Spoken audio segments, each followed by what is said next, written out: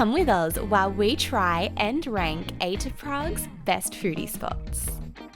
We are in Prague and we have so much super tasty food to try. We've got some traditional restaurants booked, some not so traditional ones as well. And the Czechs drink more beer per capita than any other country in the world, so I'm sure we're going to be able to find some great Czech beers here as well. We are on our way to breakfast. This cafe is meant to be super luxe and super beautiful. Yeah, it's a bit of a fancy breakfast this morning. We're on our way to Cafe Savoy. Super excited to go to this cute historical cafe. We had a delicious breakfast, including some cheeky mimosas. We had a French breakfast, and you had some nougat crepes, which was super decadent but delicious. Good way to start the day. A nice, relaxing Sunday morning brunch. It was a beautiful restaurant, but there's a big queue out the front. I don't know if I'd wait in line for an hour for. If you can get a booking to get in, definitely go, but I don't know if it's worth waiting for like an hour out the front for. Coming in at number 7 is the Christmas market food. There are no losers here, so even at the bottom of the ranks, the food was pretty darn good. We did have better market food this Christmas season though, which is why this foodie location landed near the bottom of our list. If you're interested in those spots, make sure you keep an eye out for the Battle of the Christmas Markets vlog coming next week. I got some langosh with garlic and cheese, and Peter got the wood smoked ham. This is my first one of the season. It looks really good. Fluffy and oily. Freshly cooked. So garlicky. Super smoky flavour. Got some grilled smoked cheese with garlic sauce on top. Very garlicky. That's really nice. Freshly cooked potato chips. Do you have any seasoning? Just some light salt, which is all you need. Perfect. Piping hot. Yum. Something a bit different than our usual mild wine. I got a hot honey wine. Let's give it a try. Oh, that just tastes like very alcoholic hot honey. Honey. It's super sweet. Tastes like wine at all or just honey? Mostly honey and like maybe rum. We're gonna have a super traditional Czech meal at Parlament restaurant.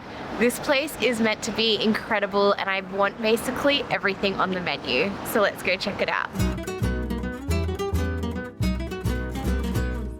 We just finished up and it was a delicious meal. Definitely felt really traditional. We had lots of families and friends around us that were just meeting up for their casual midweek dinner. Very heavy though, we're both so full. We had a delicious shredded beef dumpling dish with these dumplings filled with mushrooms and then this sort of beef stew on top. Super yum. And then a confit duck with some sort of mash and sort of shredded potato underneath. Very good, delicious winter food, but very heavy. And how is your Czech beer? Big. So we're off to Sad Man's Tongue Bar and Bistro, which is a grill that's known for its burgers, and it's one of the top 10 restaurants here in Prague. I'm so excited. You're a bit hungry, so we're keen to get some so food in hungry. you. Grace keeps stopping to take photos and videos. I'm like, can we just hurry up and get to lunch? I'm losing patience. Waiting in queue for a table to have our burgers, but we've already decided what we're getting, so we're good to go once we get a seat. Too bad we just said you were hangry. Yeah, 40-minute wait. So I got a burger with a bacon jam and Grace got one with a mango sort of spicy chutney. I think Grace won, hers was better. But for the hour and 10 I think we waited from actually coming to getting our burger. I don't know if it was worth it if I'm being completely honest, but it was a decent burger. And it was pretty cool vibes. Yeah, cool vibes. Like it was like an edgy side of Prague. Yeah. Our chicken tenders with the blue cheese sauce were really good. But if tomorrow, would you line up for an hour and 10 minutes for it? I don't know. I liked my time there. Grace is easier than me. Easy to please. 4 was a watering hole, the Alchemist Bar. This old town bar was an absolute highlight. We spent hours and hours here working our way through their extremely extensive cocktail list. Every single order was a hit, and the candle-lit venue was the perfect date night spot. Our next stop now is to go and get a chimney cake.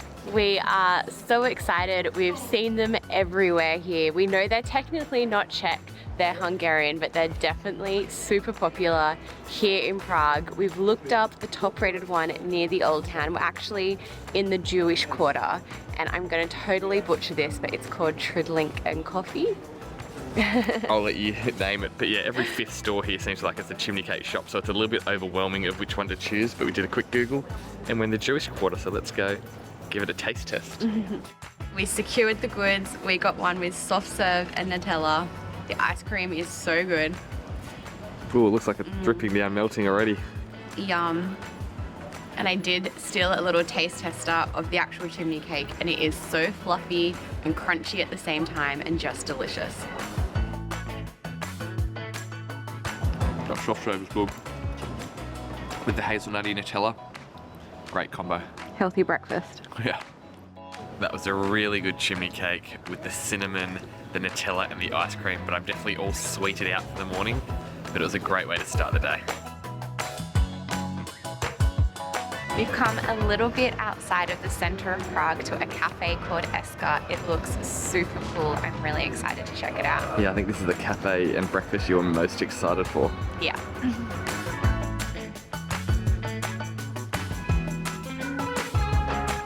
We couldn't decide on what to get, so we got 3 dishes. We got the sausages, the scrambled eggs, and the house specialty, the potatoes in ash, which looked phenomenal. Eska was so worth the trip away from Prague's tourist centre, and well deserves its place as number 2 on our list. Breakfast was an affordable way to try this Michelin Bib Gourmand venue, and we were so stoked that their signature dish of ash potatoes was still on their breakfast menu. They even had great coffee. This was a 10 out of 10 breakfast spot. Coming in at number 1 is Parlamentu, which is a casual but cool restaurant right in the heart of the Old Town. So if to serve a beer like this in London, you'd struggle to get the person to pay for it with too much head and not enough beer. But here in Prague and in the Czech Republic, they like to serve it with a lot of head, and they like to keep it sort of protected from the outside world to keep the flavours and the aromas fresh and create a much smoother drinking experience. There's even ones where you can get where it's like all foam and only like 1 or 2 centimetres of beer at the bottom, which you can order as well, but it seems like a waste of money to me because you're not getting much beer, but it's just the way they serve beer here. Does it taste smooth? Delicious beer today. We came here on the recommendation of our walking tour guide, and the food was so hearty and delicious. Peter had a warming bowl of goulash. The meat in here just fell apart. I had a chicken schnitzel with delicious buttery parsley potatoes. Definitely check this spot out if you are in Prague. And finally, we need to give some honourable mentions. We usually find it hard to find good coffee on holidays, but this cute cafe knocked it out of the park. Plus, it had a super delish cheese toasty. The second is America 32, which is a bar and also in Vinohradský. The vibe at this underground bar was super cool and the cocktails were super tasty. If you're staying in this area, definitely check both of these places out. We honestly weren't sure about what to expect from the Czech food scene, but we were pleasantly surprised. We got to experience a delicious mix of hearty traditional meals as well as some modern creations. If you want to see more about what to do in the city itself, make sure to check out our other Prague City vlog.